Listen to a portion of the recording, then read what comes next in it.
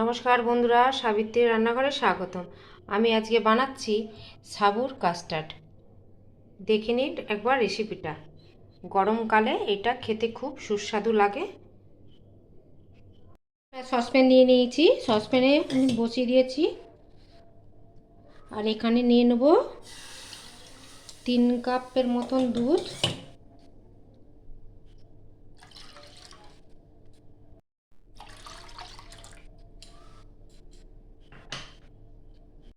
দুধটা ভালো করে আমি ফুটতে দেবো।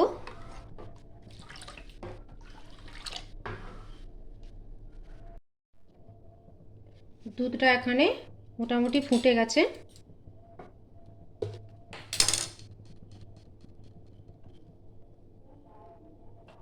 এবার আমি দিয়ে দেবো 2 চামচের মতন চিনি।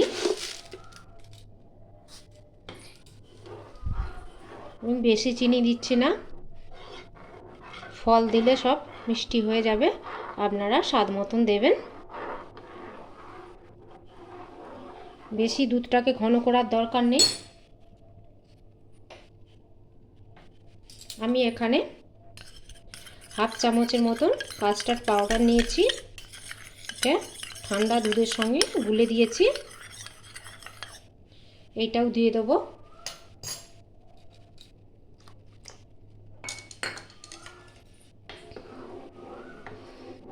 এটা দিয়ে একটু ভালো করে ফুটিয়ে নেব।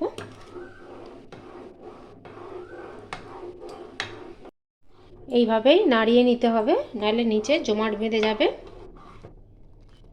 অনেকটাই মোটা হয়ে গেছে।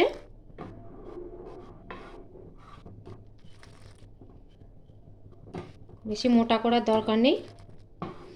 এবার এটা আমি নামিয়ে নেব।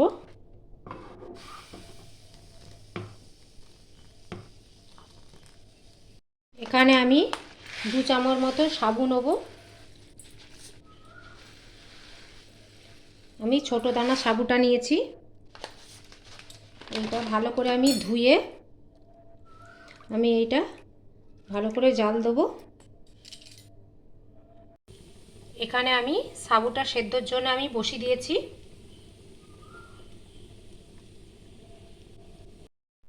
এবার আমি সাবুটা দেখে নেব। একটু সাদা সাদা আছে, আর একটু হবে।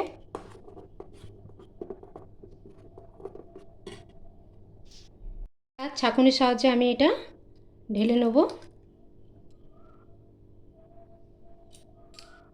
এবার আমি এটা জল দিয়ে একটু ধুয়ে নেব।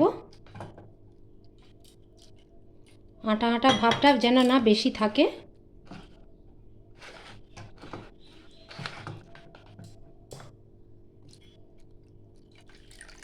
দুবার তিনবার ধুলেই হয়ে যাবে। ধুয়ে নিয়েছি, দেখুন কেমন হয়ে গেছে, জেলির মতো।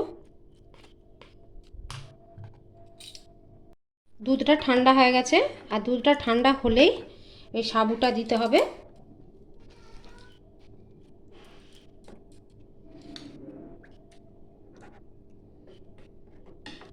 সব সাবুটাই আমি দিয়ে দেবো।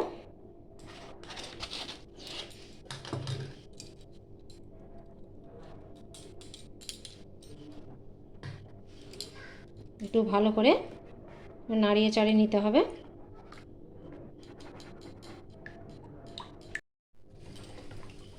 এটা মিশিয়ে দিয়েছি। এবার এইটা আমি আধ ঘন্টার মতন ফ্রিজে রাখবো। এটা মেশানো হয়ে গেছে, আমি এবার ফ্রিজে রেখে দেবো। এখানে আমি সাবুর কাস্টার্ডটা নিয়ে নিয়েছি, ফ্রিজ থেকে বের করে নিয়েছি। কতটা মোটা হয়ে গেছে দেখুন। আর নিয়েছি এখানে ফ্রুটস। এখানে বেদানা নিয়েছি, কিশমিশ, কাজু, খেজুর। এখানে নিয়েছি কলা, আঙুর আর আপেল। একে একে ফ্রুটসগুলো দিয়ে দেবো।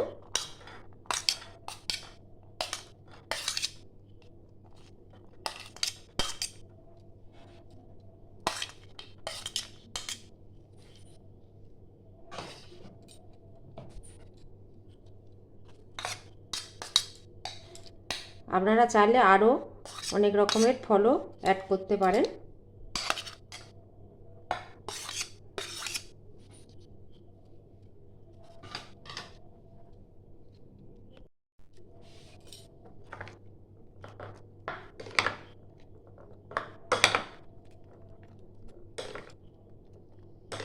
এইভাবে ভালো করে মিশিয়ে দিতে হবে।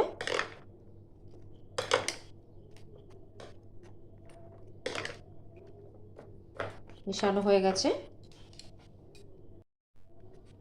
এবার ঠান্ডা ঠান্ডা সার্ভ করুন। আর আমার রেসিপিটা ভালো লাগলে do like, share, comment, subscribe করতে ভুলবেন না। চলো দেখা হচ্ছে পরে রান্না নিয়ে। টাটা।